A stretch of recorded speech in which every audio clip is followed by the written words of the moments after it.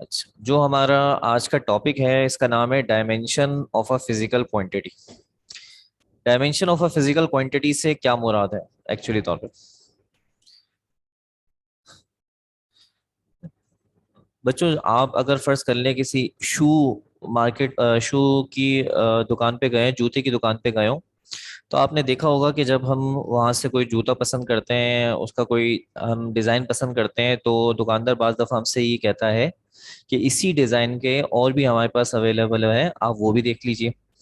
तो फिर इसके बाद वो ऊपर की तरफ कहीं छत की तरफ देखता है जहां पर कोई छोटा सा सुराख होता है, जहां पे एक बंदा मौजूद होता है, तो उसको मुख्तलिफ तरह के वो नंबर बोलता है। ये नंबर आपको समझ में नहीं आते, जैसे बोलता है D का 42 ला दो, F53 कर दो, ऐसे करके मुख्तलिफ तरह के वो नंबर्स वगैरह बोलता है जो आपके तो समझ में नहीं आते, लेकिन जो ऊपर बंदा बैठा हुआ है उसको समझ में आते हैं। और वो वहां से फिर 3-4 बॉक्स थ्रो करता है जिसमें उसी डिजाइन के हिसाब से डिफरेंट और डिजाइन अवेलेबल होते हैं, जिन्हें आप देखते हैं और फिर मजीद पसंद करते हैं। तो ये दरअसल क्या थे, ये मुख्तलिफ तरह के कोड्स हैं, और हर कोर्स से अटैच एक डिजाइन था जो कि उसने कोर्स सुनकर आपको दिया। इस तरह फिजिक्स के अंदर भी जो फिजिकल क्वांटिटीज हैं, इन सब के भी एक कोड है। यानी आप यूं समझे कि एक दुकान है फिजिक्स की, और इस दुकान के अंदर जो है वो मुख्तलिफ फिजिकल क्वांटिटीज अपने कोड के साथ मौजूद है। हर एक का कोड है, एक नंबर है, और जब वो कोड नंबर बोला जाता है तो वो फिजिकल एक क्वांटिटी को रिप्रेजेंट करता है। और वो जो कोड होता है उसी को हम एक्चुअली तौर पे क्या बोलते हैं, डायमेंशन का नाम देते हैं। ये जो कोड होता है ये असल में एक पावर से बनता है, और ये पावर कैसे जनरेट होती है, पावर किस तरह से आती है, ये आपके सामने अभी आ जाएगा। तो किसी भी फिजिकल क्वांटिटी से जो पावर रिलेट होती है, जो उसे एक पावर मिलती है, एक्चुअली उसी पावर को हम लोग क्या नाम देते हैं, डायमेंशन का नाम देते हैं। ये इसकी जरा थोड़ी सी टिपिकल और थोड़ी सी जरा मुश्किल डेफिनेशन है, और इसकी जो आसान डेफिनेशन है वो आसान डेफिनेशन ये है कि अगर आप किसी भी फिजिकल क्वांटिटी को फंडामेंटल क्वांटिटीज के अंदाज में पेश करें, किसी भी फिजिकल क्वांटिटीज को फंडामेंटल क्वांटिटीज के अंदाज में पेश करें, यानी कोई भी क्वांटिटी हो और उसमें फंडामेंटल क्वांटिटीज भी नजर आए, तो इस तरह पेश करने को हम लोग क्या नाम देते हैं, शाबाश, डायमेंशन का नाम देते हैं। ठीक है, मैं अभी एग्जाम्पल्स आपको नहीं दूंगा, आगे जाकर मैं आपको एग्जाम्पल्स की शक्ल में बहुत सारी क्वांटिटीज की डायमेंशन दिखाऊंगा, तो आपको इंशाल्लाह ताला समझ में आने लग जाएगा। ठीक है, पहले हम ये डेफिनेशन लिख लेते हैं, उम्मीद है आपको डेफिनेशन समझ में आ गई होगी। जो मैंने दूसरी डेफिनेशन बताई है वो मैं यहाँ पे लिख के दिखा रहा हूँ। ठीक है, चैट में मुझे ओके कीजिएगा। डेफिनेशन क्या है हमारी, the representation of a physical quantity in terms of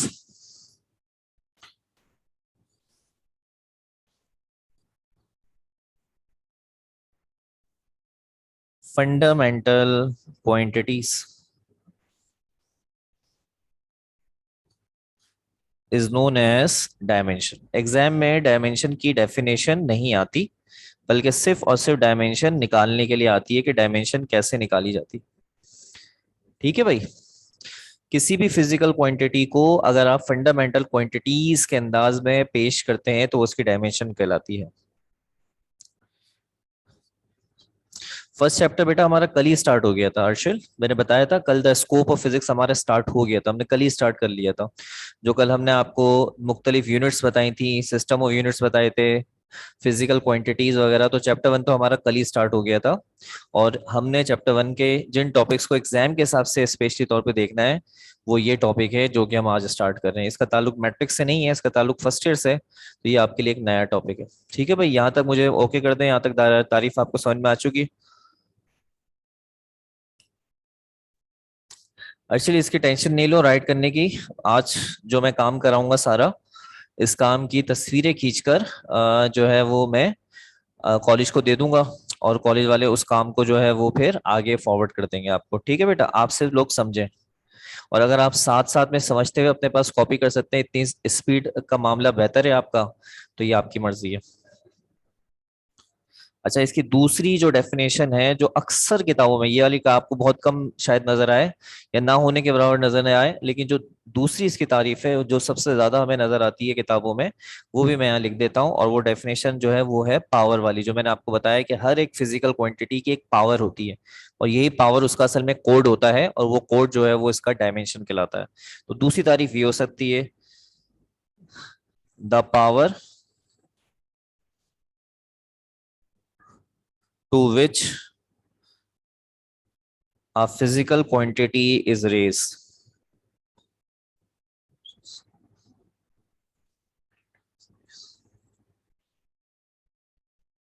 is known as dimension।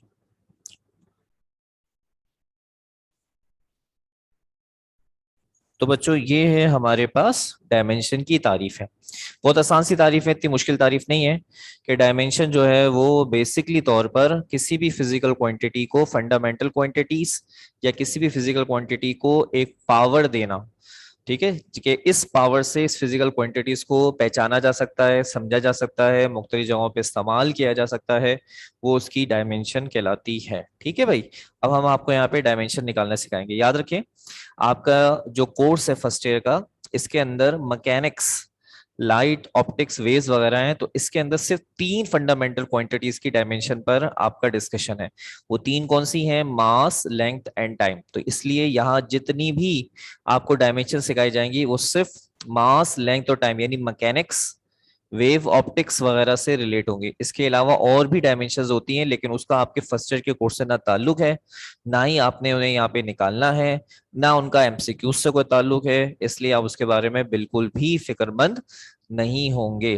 ठीक है, जैसे temperature, amount of substance, candela, electric current, ये जो बाकी मैंने आपको चार बताए हैं। इसके अलावा प्लेन एंगल का जो है radian, plane angle, solid angle, इन सब का फर्स्ट ईयर फिजिक्स से डायमेंशन के लिहाज से ताल्लुक नहीं है। ठीक है, ये वाली बात भी क्लियर होगी। अभी जो मैं रूल्स अब यहाँ लिखना शुरू करूंगा, जिनके जरिए हम डायमेंशन किसी भी फिजिकल क्वांटिटी की निकालते हैं, वो रूल्स सिर्फ और सिर्फ जो है, वैसे तो वही रूल्स हैं सारे, लेकिन उनमें बेसिकली तौर पे जो कवर किया जाएगा वो मास, लेंथ और टाइम को कवर किया जाएगा। ठीक है, एक दफा फिर ओके कर दीजिएगा।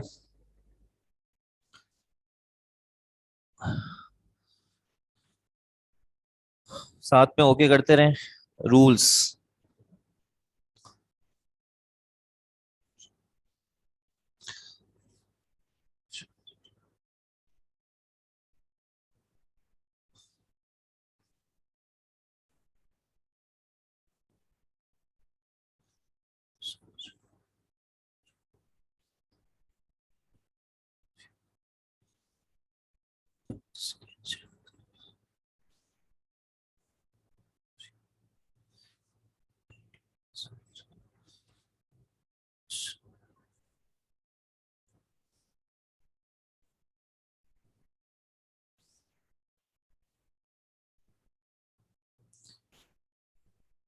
जी अनुषा, आपको भी क्लियर है? अर्शिल ने तो ओके कर दिया।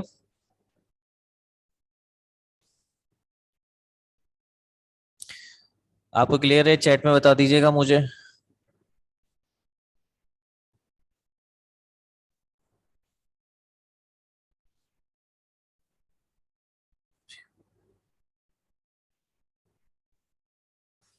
ठीक है, ओके। जो हमारे पास रूल्स हैं, इसमें सबसे पहला जो रूल है वो रूल क्या है? वो ये है कि तीन जो क्वांटिटीज हैं, मास, लेंथ और टाइम, इनकी जो डायमेंशन है वो इनका पहला वर्ड होगा। ठीक है, द डायमेंशन ऑफ मास,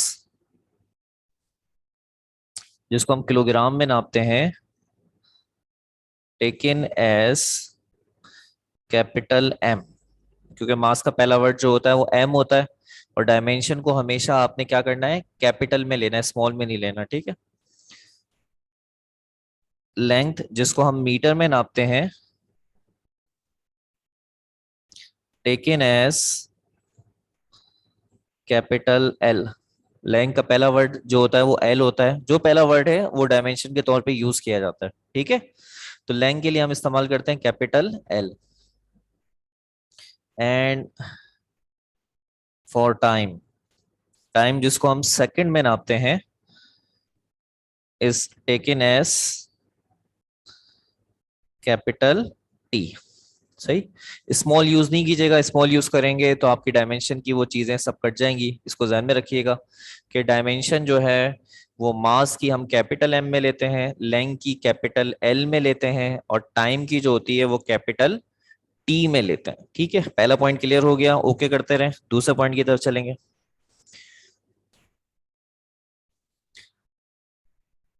जी पहला पॉइंट क्लियर हो गया, ओके कर दीजिएगा, शाबाश।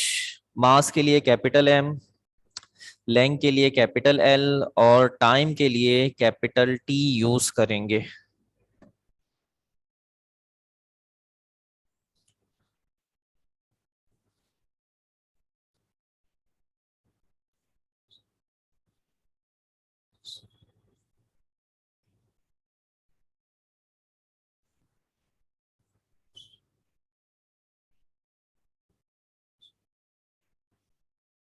जी अर्शिल, आपको भी क्लियर हो गया बेटा यहाँ तक, अर्शिल?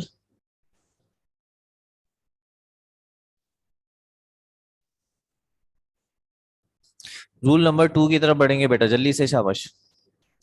रूल नंबर 2 क्या कहता है?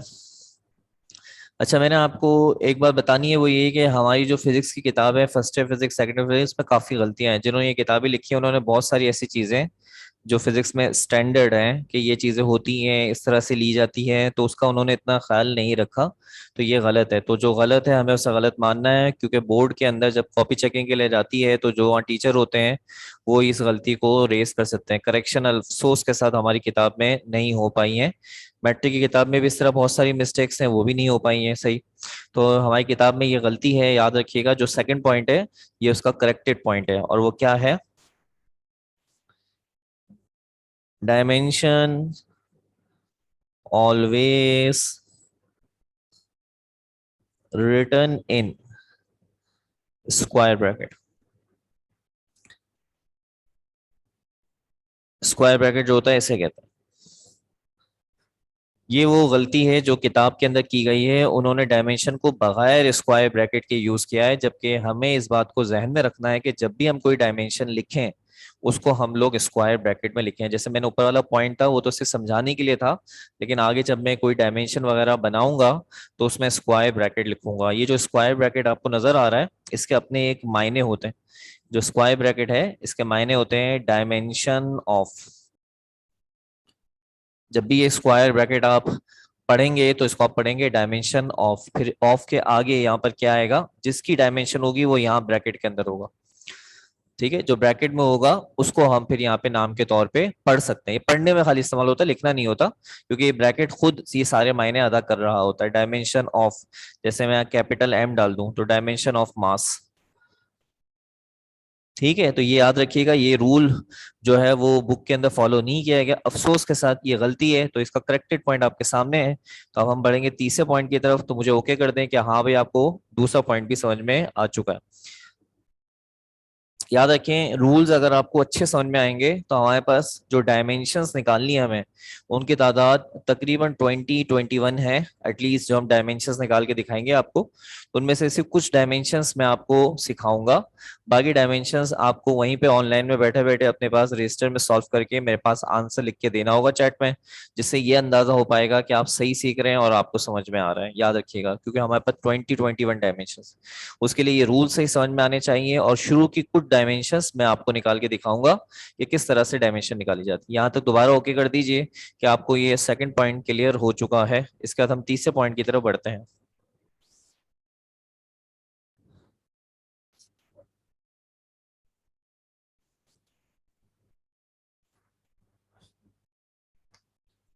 ठीक है, अच्छा मैं आगे बढ़ रहा हूँ। रिप्लाई करने में थोड़ा सा तेज रखें, माशाल्लाह से सब बच्चे मोबाइल यूज करते हैं, मोबाइल में आप मैसेज का किसी का अगर रिप्लाई करना हो तो कितना तेज करते हैं आप, तो ऐसा थोड़ा सा हाथ यहाँ भी तेज रखें, ठीक है। अच्छा, ये डायमेंशन निकाली कैसे जाती है? ये तो खैर मास की कैपिटल एम है, लेंथ की कैपिटल एल और टाइम की टी। आखिर निकालते कैसे हैं? तो इसका जवाब है, जिस क्वांटिटी की भी डायमेंशन निकालनी हो उसका कोई ना कोई फार्मूला जरूर होगा, उस फार्मूले को कंसीडर करें और उससे डायमेंशन बनाएं। जैसे मिसाल के तौर पे अगर आप फोर्स की डायमेंशन निकालना चाहते हैं तो फोर्स के बहुत सारे फॉर्मूले हैं। F इजिकल टू एम में है, सेंट्रीपिटल फोर्स का भी फॉर्मूला है, F C is equal to M V square upon R. Newton universal law of gravitation है, F is equal to G M one M two upon R square.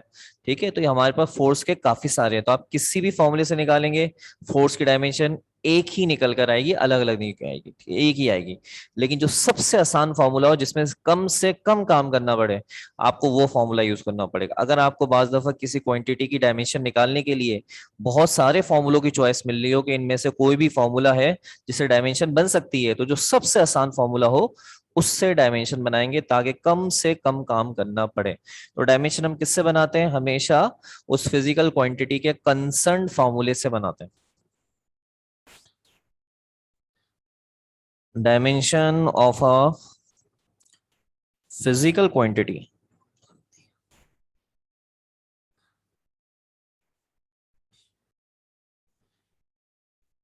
can be written with the help of its concerned formula।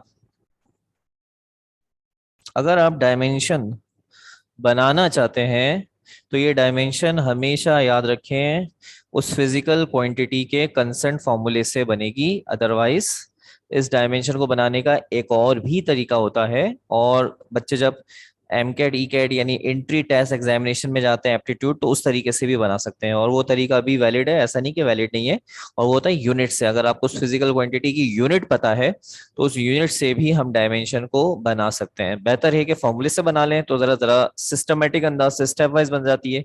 Short style में बनानी हो, short style में, तो फिर हम उस physical quantity की यूनिट से बनाते हैं। ये सब कैसे होता है ये हम आपको आगे चल के दिखाएंगे। जाहिर सी बात है, एग्जाम्पल्स हमारे पास मैंने बताया बहुत ज्यादा है, थोड़ी सी मेरे पास होंगी, कुछ आप करेंगे, मामला इंशाल्लाह बेहतर हो जाएगा। तो तीसरे पॉइंट पे भी ओके कर दें, तो फिर हम चौथे पॉइंट की तरफ बढ़ते हैं। इसके टोटल हमारे पास 5 पॉइंट है रूल्स के।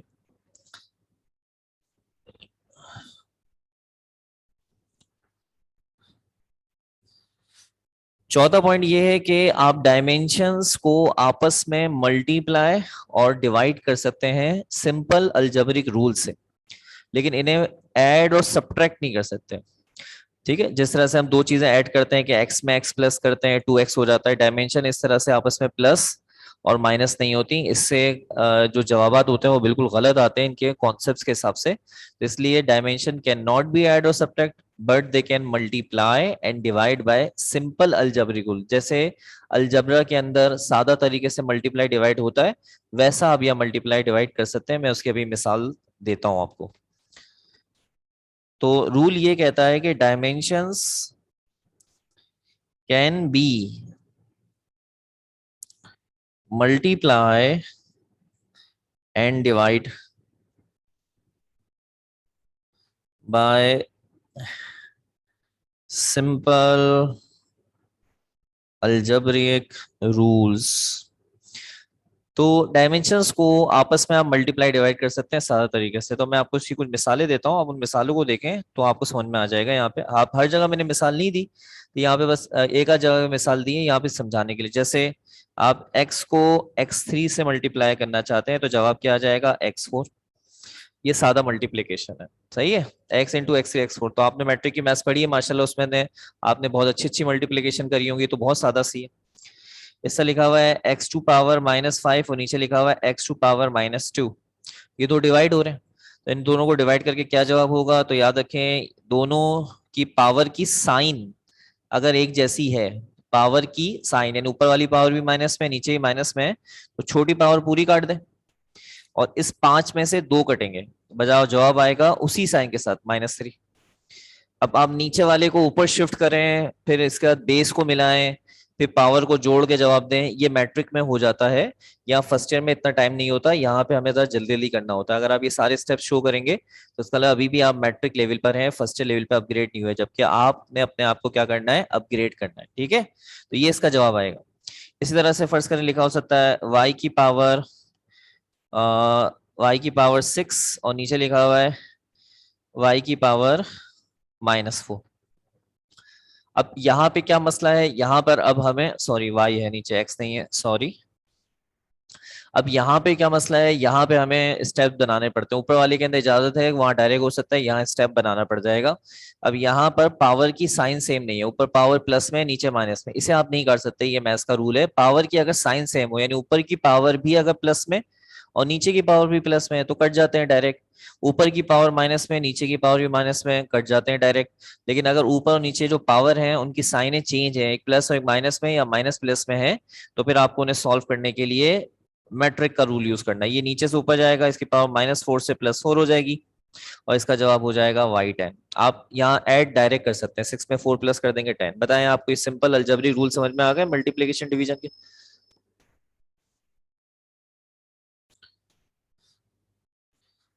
ओके कर देंगे जल्दी से, और इसका हम पांचवें और अपने आखिरी पॉइंट पे आएंगे। मल्टीप्लाई और डिवाइड बिल्कुल सादा, यानी कोई टिपिकल नहीं है, तो मैं आपको इस तरह की मिसालें वगैरह दे रहा हूँ, जब अभी हम करेंगे तो आप देखेंगे उसमें इतना मुश्किल नहीं आएगा, आसान आएगा। और ये इससे भी ज्यादा हाई फाई टाइप का मल्टीप्लाई और डिवाइड आपने मैट्रिक के अंदर सीखा होगा, उम्मीद है। अच्छा, अब हम बात कर रहे हैं अपने आखिरी रूल की, और आखिरी रूल क्या है? The dimension of a number, number only, is निल। कोई नंबर है, फिजिकल क्वांटिटी नहीं है बल्कि नंबर है, तो उसकी डायमेंशन जो होती है वो निल ली जाती है। इससे मुराद जो होता है, नंबर को असल में हम कहते हैं कांस्टेंट। जैसे मिसाल के तौर पे फर्ज कर लें पाई। पाई जो होता है इसकी वैल्यू 3.142 और आगे भी जारी होती है, तो पाई अगर कभी आ जाए तो हम इसकी डायमेंशन नहीं लेते, इसको हम हमेशा निल कंसीडर करते हैं। निल लिखना नहीं होता, निल का मतलब है नथिंग, इसकी कोई डायमेंशन नहीं, इसको हम डायमेंशन लेस कंसीडर करते हैं, यानी इसकी कोई डायमेंशन नहीं होती। अब ये पाई की जगह अगर फर्ज कर लें 2 पाई लिखा होगा, तब भी इसका मतलब यही होगा, निल। अब इस तरह फर्ज करें लिखा हुआ है sin 30 डिग्री, तो sin 30 डिग्री कैलकुलेटर से सॉल्व होता है, जाहिर सी बात है, और सॉल्व होके एक नंबर देता है 0.5। ये भी एक नंबर है, तो ये भी हो जाएगा निल। तो गर्ज ये कि जब नंबर आएगा तो उसकी डायमेंशन नहीं ली जाएगी। अब मिसाल के तौर पे फर्ज कर लें आपके पास आ रहा है √3, बस नंबर की कहानी है 1.732, तो इसकी डायमेंशन भी निल रहेगी। लेकिन आपके पास फर्ज कर लें एक वैल्यू आ रही है 6.67 10⁻⁻11 न्यूटन मीटर स्क्वायर पर केजी स्क्वायर, ये एक वैल्यू आ रही है। अब ये जो आपको नंबर नजर आ रहा है 6.67 10⁻⁻11, यकीनन आपके जहन ने क्लिक करा होगा और आपके जहन के अंदर फटाफट एक रिप्लाई आया होगा, और वो रिप्लाई ये होगा कि इसकी कुछ ना कुछ लाजमी मैट्रिक क्लास के हिसाब से अहमियत है, और मैट्रिक क्लास में आपने इसे पढ़ा होगा, और इसका नाम है ग्रेविटेशनल, यूनिवर्सल ग्रेविटेशनल कांस्टेंट। ये भी एक कांस्टेंट है, यानी ये जो वैल्यू आपके सामने यहाँ नजर आ रही है, ये एक नंबर है, ये कांस्टेंट है, और इसकी डायमेंशन क्या होनी चाहिए, निल। लेकिन ठहरे, ये जो 2 पाई था ये सिर्फ एक नंबर था, इसमें कोई यूनिट नहीं थी। पाई एक नंबर है, कोई यूनिट नहीं है। sin 30 डिग्री सॉल्व हो गए 0.5 एक नंबर दे रहा है, सिर्फ नंबर दे रहा है, कोई यूनिट नहीं है। √3 सिर्फ नंबर दे रहा है, कोई यूनिट नहीं है। तो यूनिट ना हो तो निल होता है, लेकिन अगर कोई नंबर है और उसके साथ यूनिट मौजूद है, ये यूनिट नजर आ रही है, तो इसमें कभी निल नहीं होगा, क्योंकि यूनिट का मतलब है कि आप इसकी डायमेंशन बना सकते हैं। तो इसका मतलब क्या होगा, हैविंग डायमेंशन, इसकी डायमेंशन होगी। तो ये बात हमेशा जहन में रखिएगा। इस तरह बहुत सारे कांस्टेंट्स आते हैं जिनके पास यूनिट होती है, जैसे स्प्रिंग कांस्टेंट होता है। स्प्रिंग कांस्टेंट भी एक नंबर होता है, लेकिन उसमें यूनिट होती है, तो उस पर डायमेंशन है। कूलम कांस्टेंट है, कूलम कांस्टेंट भी एक नंबर होता है, लेकिन उसमें यूनिट होती है, तो उसके पास भी डायमेंशन है। अब सिर्फ अगर नंबर हो और नंबर में कोई यूनिट ना हो तो उसकी डायमेंशन नहीं बनती। क्या आपको ये सारे रूल समझ में आ गए अच्छी तरीके से? यस कर दें जल्दी से, शाबाश। और फिर हम रूल नंबर 1 से दोबारा से स्टार्ट करते हैं, आपको रिवाइज कराते हैं, और फिर कुछ डायमेंशंस वगैरह आपको निकालना आज सिखाते हैं।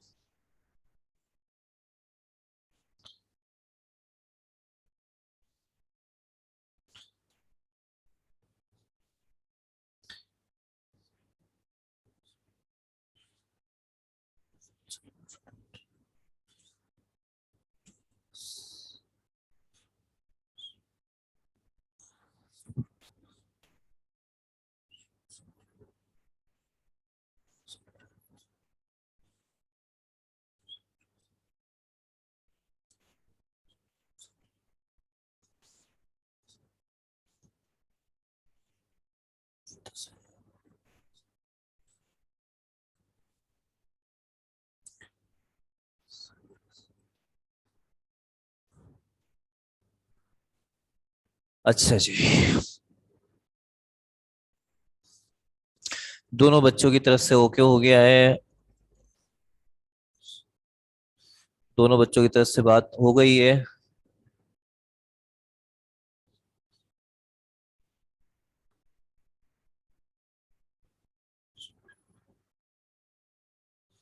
अच्छा चले, हम बात को आगे बढ़ाते हैं और सारे रूल्स जल्दी से आपको रिवाइज करा देते हैं और फिर उसके बाद कुछ डायमेंशंस भी निकाल के दिखाते हैं ताकि आपको ये टॉपिक और अच्छे अंदाज से क्लियर रहे।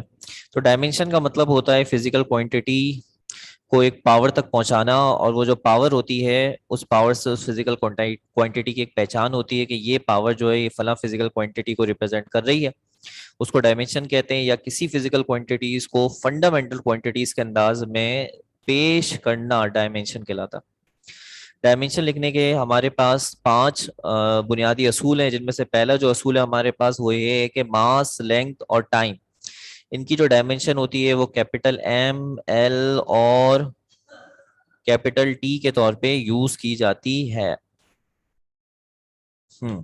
इसके अलावा डायमेंशन जो हम इस्तेमाल करते हैं वो हमेशा स्क्वायर ब्रैकेट में लिखनी चाहिए। ये रूल हमारी किताब में वॉयलेट है, यानी इसकी खिलाफ वर्जी की गई है, गलत है, हमें इसको सही लिखना है, हमेशा जहन में बना के रखिएगा ये वाली बात। इसके अलावा फिजिकल क्वांटिटीज जो होती हैं उनको डायमेंशन लिखने के लिए हम उनका कंसर्न फार्मूला इस्तेमाल करते हैं, और अगर किसी फिजिकल क्वांटिटी का एक से ज्यादा फार्मूला हो तो हम उसका सबसे बेस्ट फार्मूला और आसान फार्मूला यूज करते हैं जिससे कम टाइम में डायमेंशन बना सकें। जवाब फिर भी किसी से भी बनाएंगे सेम आएगा। डायमेंशन जो है उनको आप मल्टीप्लाई और डिवाइड कर सकते हैं बिल्कुल सादा अलजेब्रिक रूल से। और इसके अलावा जो डायमेंशन है वो द डायमेंशन जो है वो किसी भी नंबर जिसका यूनिट ना हो वो हमेशा कैसी होती है, निल होती है। ठीक है, तो आइए आपको यहाँ पर डायमेंशन सिखाते हैं और एक सवाल लिखते हैं और उसका जवाब देते हैं आपको। और सवाल है हमारे पास, write dimension of following physical quantities. आपने डायमेंशन लिखनी है फिजिकल क्वांटिटीज की, तो उनमें सबसे पहली जो फिजिकल क्वांटिटी जिसकी हम डायमेंशन लिखने जा रहे हैं उसका नाम है एरिया। तो अगर आप एरिया की डायमेंशन लिखना चाहते हैं तो डायमेंशन हम कैसे लिखते हैं, मैंने आपको रूल बताया है कि डायमेंशन लिखने के लिए हमारे पास उसका फॉर्मूला होना चाहिए। तो एरिया को हम रिप्रेजेंट करते हैं कैपिटल ए से, और इसका फॉर्मूला होता है हमारे पास लेंथ मल्टीप्लाई बाय ब्रेथ। ये इसका फॉर्मूला है हमारे पास, length multiply by breadth. Breadth को मतलब होता है विड्थ, चौड़ाई को कहते हैं। तो अगर आप एरिया की डायमेंशन लिखना चाहते हैं तो सबसे पहले एरिया को आप स्क्वायर ब्रैकेट में लिखें, जिसका मतलब है डायमेंशन ऑफ एरिया। अब इन दोनों को देखें, इनका ताल्लुक किससे है? क्या इनका ताल्लुक मास से है, क्या इनका ताल्लुक लेंथ से है, या इनका ताल्लुक टाइम से है? जिससे भी ताल्लुक होगा उसका सिंबल यूज करेंगे, सिर्फ सिंबल। जैसे लेंथ आ रहा है तो लेंथ का ताल्लुक होता है बेटा एल से। ठीक है, अच्छा ये नहीं कि जिसका जो पहला वर्ड है वो डाल दे, नहीं, सिर्फ तीन सिंबल आपको इस्तेमाल करने की इजाजत है, MLT बस। ये नहीं कि जो वर्ड आपको नजर आ रहा है उसका सिंबल उठा के यहाँ डाल देंगे, ऐसा नहीं है। आपने सिर्फ चेक करना है कि ये जो क्वांटिटी है इसका ताल्लुक मास से बनता है, लेंथ से बनता है या टाइम से, जिससे बनेगा उसका सिंबल यहाँ डाल देंगे। अब जैसे ब्रेथ है, तो ब्रेथ असल में एक तरह की लेंथ ही को कहते हैं, इससे नाम बदला हुआ है। ये भी मीटर में नापते हैं, ये भी मीटर में, हर चीज जो मीटर में नापते हैं उसका ताल्लुक लेंथ से ही बनता है। तो ब्रेथ भी एक तरह की क्या होती है, लेंथ ही होती है असल में। तो इसको भी हम किससे रिप्रेजेंट करेंगे, एल से ही रिप्रेजेंट करेंगे। ये बात क्लियर हो रही है? यहाँ तक ओके कीजिएगा कि आपको सिर्फ तीन सिंबल यूज करने की इजाजत है, MLT। तो जो क्वांटिटी मास से रिलेट होती नजर आ रही है उसके लिए M लगा दें, जो लेंथ से रिलेट होती नजर आ रही है उसके लिए L लगा दें, जो टाइम से रिलेट होती नजर आ रही है उसके लिए T लगा दें। इसके अलावा कोई और सिंबल यूज नहीं कर सकते इन फर्स्ट ईयर फिजिक्स। ठीक है, यहां तक अनुषा आपको भी क्लियर है बेटा? अर्शिल ने ओके कर दिया मुझे, अनुषा आपको भी क्लियर है? अब मैं इनको मल्टीप्लाई कर रही हूँ क्योंकि आपस में मल्टीप्लाई हो रही है। एल को एल से मल्टीप्लाई कर लें तो जवाब क्या आ जाएगा बेटा, एल स्क्वायर। ये आपकी डायमेंशन आ गई, और ये है एरिया की डायमेंशन एल स्क्वायर। इसका जवाब जो है, जो मैंने कहा था पावर, तो ये है एरिया की पावर, और ये पावर कितनी आ रही है बेटा, 2। लेकिन असल में ये आंसर नहीं है, इसका एक और आंसर होता है। तो एग्जाम में आप दोनों आंसर अगर लिखेंगे तो अच्छा इंप्रेशन पड़ेगा, लेकिन अगर आप ये भी लिख देते हैं तो भी आपका जवाब सही माना जाएगा। इसका दूसरा जवाब क्या है? दूसरा जवाब बेटा इसका ये है कि इसके अंदर जो नहीं आ सके उनको जीरो पावर से शो करें। यानी कौन कौन नहीं आ सका? मास नहीं आ सका, इसमें टाइम नहीं आ सका, इसमें सिर्फ एल आया है। तो इसलिए हम सबको रिप्रेजेंट करेंगे, तरतीब रखेंगे मास से, हमेशा एम पहले, फिर एल, फिर T, M L T, M L T, ये तरतीब है हमारी। क्योंकि यहां मास नहीं आ सका तो इसलिए मास की पावर जीरो दे दें। यहां पर एल मौजूद है, एल स्क्वायर, और टी मौजूद नहीं है तो टी की पावर जीरो कर दें। जो मौजूद हैं उनको उन्हीं तरह से ले लें और जो नहीं है उसकी जीरो पावर कर दें। तो ये है एरिया का वो कोड जो मैंने आपको बताया था ना, शुरू के अंदर कोड होता है, उस कोड से वो पहचाना जाता है। तो ये जो पावर नजर आ रही है ये है एरिया का कोड। यानी एरिया का जो कोड होता है वो होता है 0 2 0। ये 0 2 0 जो होता है ये एरिया का कोड कहलाता है, जिससे एरिया को पहचाना जाता है, या एरिया जिस पावर पे जाता है वो पावर होती है 0 2 0। बताएं, यहां तक समझ में आ गया? क्लियर हो गया?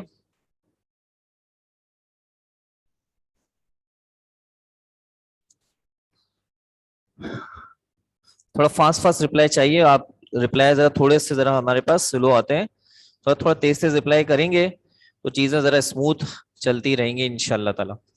तो हमारे पास लेक्चर को एंड करने के लिए बस थोड़ा सा टाइम रह गया है। उम्मीद करता हूँ आपको यहाँ तक सारी बातें समझ में आ रही होंगी। तो हम अपने टॉपिक को कंटिन्यू करते हैं बेटा, और आपको मजीद 2 मिनट के ऑन लेक्चर में दो डायमेंशन और दिखा देते हैं जल्दी से, और आपसे लेते हैं इजाजत। सेकंड हमारे पास है वॉल्यूम। वॉल्यूम का सिंबल होता है वी, वॉल्यूम का फॉर्मूला होता है लेंथ, ब्रेथ और हाइट।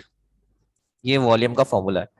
तो बच्चों वॉल्यूम की अगर आप डायमेंशन लिखना चाहते हैं तो इसको मैट्रिक्स में लिखें। लेंथ का मतलब है एल, ब्रेथ का मतलब भी एल, और हाइट भी असल में एक तरह की लेंथ ही होती है, इसलिए हाइट के लिए भी हम क्या यूज करते हैं? एल। ये सब लेंथ है एक तरह की। तो अगर आपको कोई भी क्वांटिटी बेटा मिलती है जिसका ताल्लुक लेंथ से है तो एल डालें, अगर मास से मिलती है तो एम डालें, टाइम से मिलती है तो टी डालें। इन तीनों को बस मल्टीप्लाई कर दें तो ये आपका जवाब हो जाएगा एल क्यूब। और इसका जो दूसरा जवाब है वो भी लिख दें, उसकी आदत बनाएं। इसमें एम नहीं है, एम जीरो, एल थ्री और टी जीरो, ये इसका जवाब है, M zero, L three, T zero. तो बेटा आज का लेक्चर एंड करेंगे, और एंड करेंगे किस पे? डेंसिटी पे एंड करेंगे। डेंसिटी जो है इसका हम यहाँ पे फॉर्मूला लिखेंगे प्रॉपर तरीके से। डेंसिटी का ये सिंबल है, ये मैट्रिक क्लास में पढ़ा होगा, ये पी नहीं है, इस सिंबल को हम कहते हैं रो, आर एच ओ, रो। ये यूनानी जबान का है, रो पढ़ा जाता है, आर एच ओ, रो। ये डेंसिटी का सिंबल है। डेंसिटी का फॉर्मूला हमारे पास मास डिवाइडेड बाय वॉल्यूम। ठीक है, अब हमने यहाँ पर डेंसिटी की डायमेंशन बनानी है। तो अगर हम डेंसिटी की डायमेंशन बनाना चाहते हैं तो मास का मतलब है कैपिटल एम, वॉल्यूम की डायमेंशन हम क्योंकि ऑलरेडी पहले ही निकाल चुके हैं यहाँ ऊपर, तो हम वही वाली डायमेंशन यूज करेंगे। तो हम कौन सी यूज करें? दोनों यूज करें? तो नहीं, ये वाला जवाब जो है वो एक्स्ट्रा है, ये सिर्फ जवाब देने की हद तक है बस। अगर आप यूज करेंगे तो आप ये वाली सिंगल वाली यूज करेंगे, जो सिंगल आ रहा है, ये वाला सिर्फ जवाब देने की हद तक है। ठीक है, तो वॉल्यूम की होती है एल क्यूब। अब ऊपर एक डायमेंशन है, नीचे एक डायमेंशन है, कैंसिल हो नहीं रहे क्योंकि ऊपर एम है नीचे एल थ्री है। तो हम क्या करेंगे, इनको अलग अलग नहीं बल्कि एक साथ लिखेंगे। कैसे लिखेंगे? आप नीचे वाली वैल्यू को ऊपर शिफ्ट कर दें, ऊपर शिफ्ट कर दें, यानी एल थ्री नीचे से ऊपर जाएगा और इसकी पावर +3 से -3 हो जाएगी। ठीक है, आपने कभी भी अलग अलग नहीं लिखना, मिलाकर एक लिखना है। अब इन दोनों डायमेंशंस को एक ही ब्रैकेट में कर दें, like this, M L -3। So this is the dimension of density. और इसका अगर दूसरा जवाब लिखना चाहें आप तो दूसरा जवाब इसका क्या होगा हमारे पास, आप जानते हैं। अब की बार एम आ गया है, एल आ गया है, लेकिन टी नहीं आया, तो टी की पावर 0। यहाँ तक ओके कर दें, टाइम खत्म हो गया है तकरीबन, हमारे पास 2 मिनट का टाइम बचा है। जल्दी से शाबाश, क्या आज का लेक्चर क्लियर हो गया है आपको अच्छी तरीके से? दोनों बच्चे मुझे ओके कर दें। कल इंशाल्लाह जब आपसे मिलेंगे तो आपको मजीद और डायमेंशन दिखाएंगे कि वेलोसिटी की क्या डायमेंशन होती है, एक्सेलरेशन की क्या डायमेंशन होती है, फोर्स की क्या होती है, मोमेंटम की क्या होती है, वगैरह वगैरह। ठीक है, तो कल मिलते हैं इंशाल्लाह। और लेक्चर को कंटिन्यू करते हैं। अपना अपने घर वालों का ख्याल रखिएगा, मुझे दें इजाजत। बच्चों, अल्लाह हाफिज।